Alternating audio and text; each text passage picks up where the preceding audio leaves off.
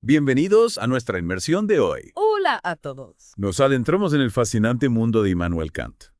Uno de los filósofos más influyentes de todos los tiempos, Exacto. sin duda. Vamos a explorar sus ideas sobre lo que podemos conocer Ajá. y cómo debemos actuar en el mundo. ¿Cómo debemos actuar? Y para ello, Sí. nos basaremos en el libro Aprender a Pensar. Un libro fundamentado para entender a Kant, Totalmente. que nos guiará a través de las complejidades de obras maestras como La crítica de la razón pura Bueno, la crítica de la razón puro, y La crítica de la razón práctica. dos obras que...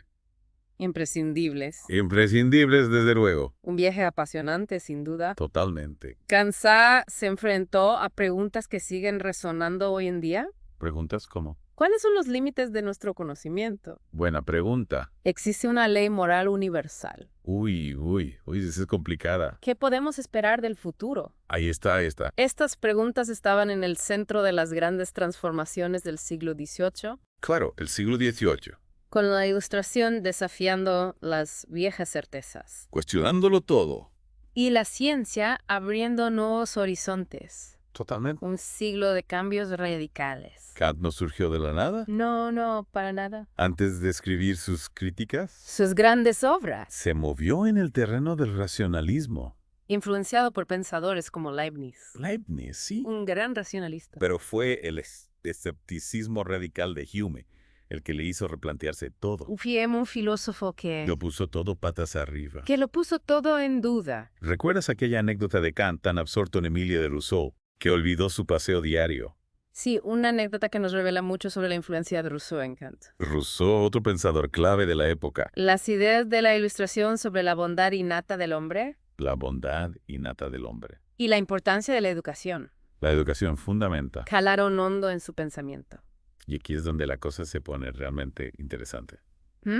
Sí, aquí es donde canta un giro radical. Con la crítica de la razón pura, Su obra maestra Kant revoluciona la filosofía. revoluciona la filosofía En lugar de preguntarse qué hay ahí fuera, en el mundo, en el mundo exterior. se centra en cómo nuestra mente construye el conocimiento. ¿Cómo conocemos?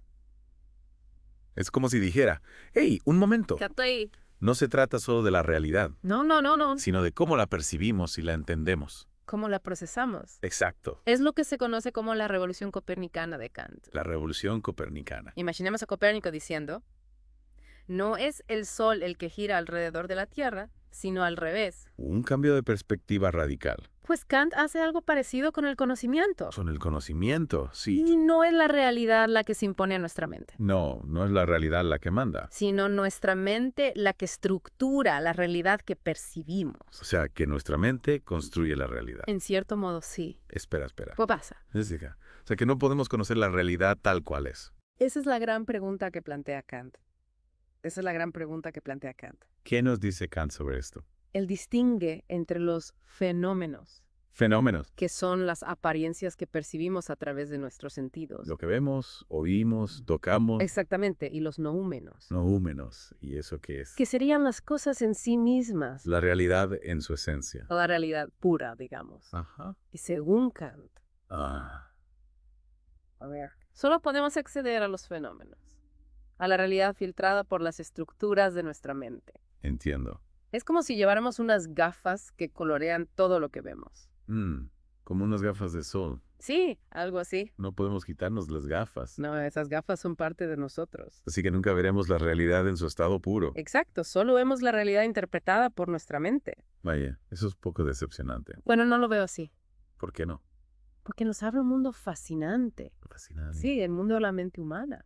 ¿Y qué tiene que ver esto con la metafísica? Mucho, porque la metafísica. La rama de la filosofía que se ocupa de las cuestiones últimas, Correcto. como la existencia del alma o de Dios. Kant argumenta que no podemos tener un conocimiento científico de estas entidades, ¿Por qué no? porque no podemos experimentarlas directamente. No podemos verlas ni tocarlas. Exactamente, están más allá del alcance de nuestra razón. O sea que no podemos saber si Dios existe o no. Al menos no con la razón pura. Ya veo. Pero eso no significa que la metafísica sea inútil. No, porque nos ayuda a comprender los límites de nuestro conocimiento. Y hacernos las preguntas correctas. Exactamente. Vale, entonces hay límites a lo que podemos conocer. Sí, pero también hay un gran potencial ¿Potencial para qué? para explorar el mundo interior, el mundo de la mente. Interesante. Pero ¿qué pasa con la moral Ah, sí, la moral. si no podemos saberlo todo? Si nuestro conocimiento es limitado, ¿Cómo podemos saber cómo debemos actuar? esa es la gran pregunta. La pregunta clave de la ética. ¿Y qué nos dice Kant al respecto? Esa es la pregunta clave que Kant aborda en su crítica de la razón práctica. La crítica de la razón práctica.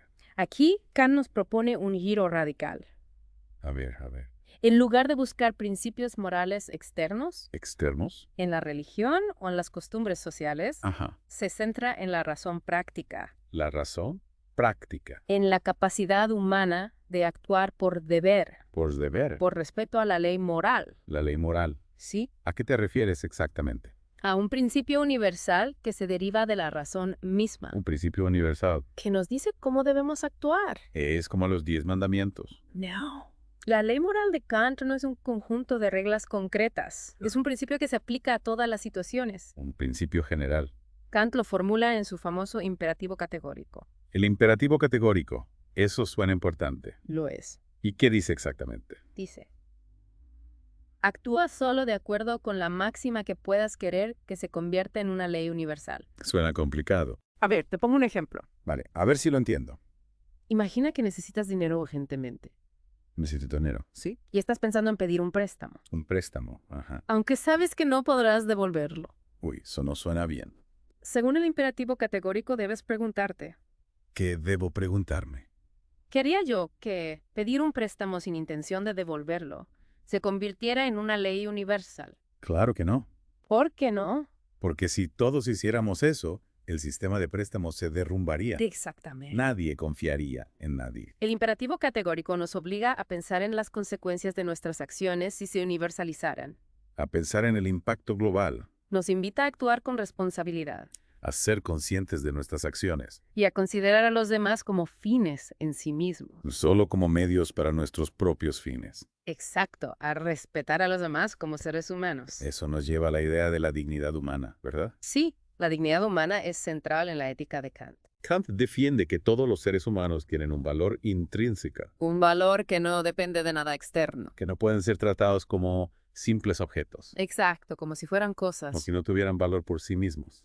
La dignidad humana se basa en nuestra capacidad de ser libres. Libres para elegir. Libres para actuar de acuerdo con la ley moral. Ya veo. Para Kant, la moralidad y la libertad son inseparables. Interesante. La libertad es la condición de posibilidad de la moralidad. Si no somos libres, no podemos ser morales. Exactamente. Pero, ¿cómo podemos ser libres si estamos determinados por las leyes de la naturaleza?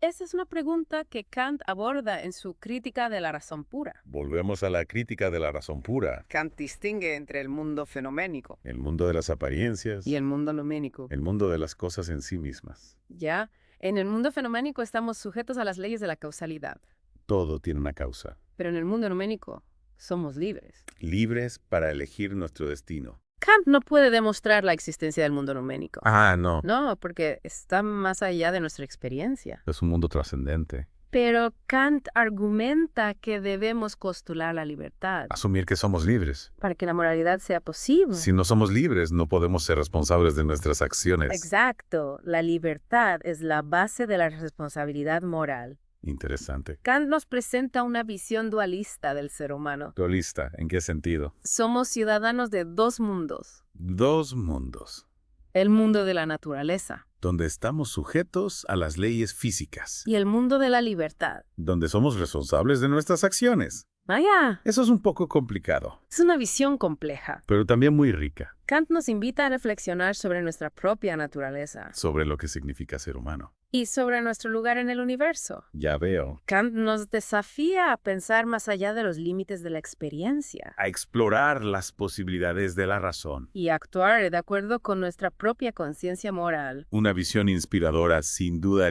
Una visión que sigue siendo relevante hoy en día. La estética es un terreno fascinante, La estética.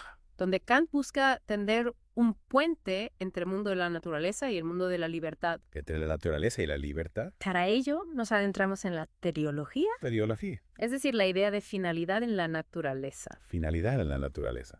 Teleología.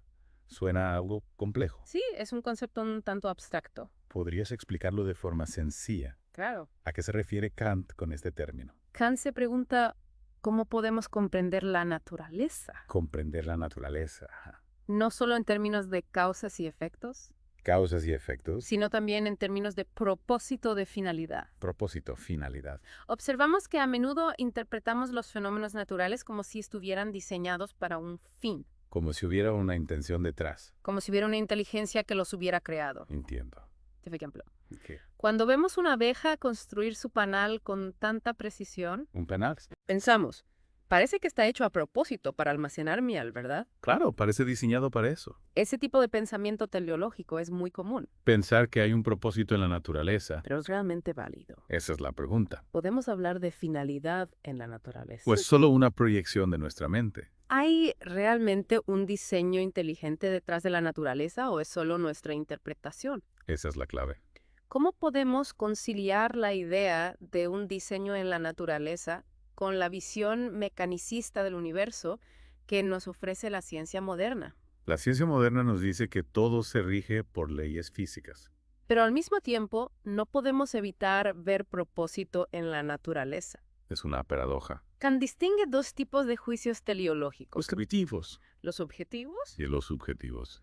Los juicios teleológicos objetivos implican que la finalidad es una propiedad real de los objetos naturales, O sea que realmente están diseñados para un fin, como si estuvieran diseñados por una inteligencia externa. como un relojero divino. Ajá, como si hubiera un plan maestro detrás del complejo mecanismo de la vida. Pero Kant rechaza este tipo de juicios teleológicos objetivos, ¿no? Sí, Kant argumenta que no podemos conocer la naturaleza en sí misma. Solo los fenómenos, las apariencias. Por lo tanto, no podemos afirmar que la finalidad sea una propiedad objetiva del mundo. Entonces, ¿qué son los juicios teleológicos subjetivos? Los juicios teleológicos subjetivos se basan en la idea de que la finalidad es una forma en que nuestra mente organiza la experiencia. Nuestra mente organiza la experiencia, No podemos evitar ver la naturaleza como si tuviera un propósito, como si estuviera diseñada. pero esto se debe a las estructuras de nuestro propio entendimiento. Es decir, que la finalidad no está ahí fuera en el mundo, No, sino en nuestra forma de percibirlo. exacto, Vemos propósito en la naturaleza porque nuestra mente tiende a buscarlo.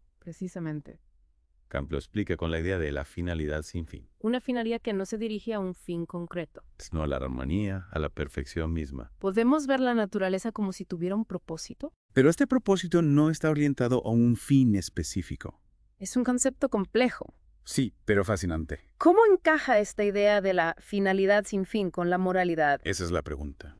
¿Hay alguna conexión entre la belleza de la naturaleza y el imperativo categórico? La belleza y la moral. Para Kant, la conexión es profunda. Profunda. Argumenta que la experiencia de la belleza, tanto en la naturaleza como en el arte, La belleza en la naturaleza y en el arte. nos pone en contacto con esa finalidad sin fin. Con esa armonía, con esa perfección. Al contemplar un paisaje majestuoso o una obra de arte sublime, Algo que nos eleva. experimentamos un placer desinteresado, Un placer que no busca ningún beneficio.